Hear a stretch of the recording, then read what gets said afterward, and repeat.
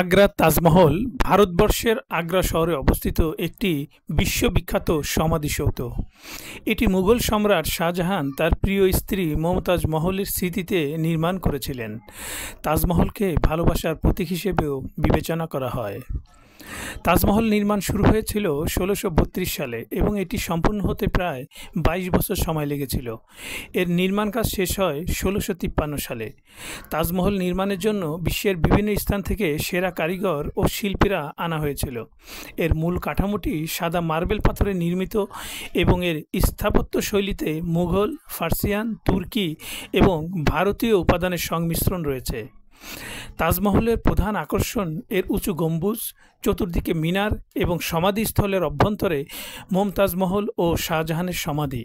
এটির চারপাশে সুন্দরভাবে সাজানো বাগান এবং জলাধার রয়েছে, যা এর সৌন্দর্যকে আরও বাড়িয়ে তোলে।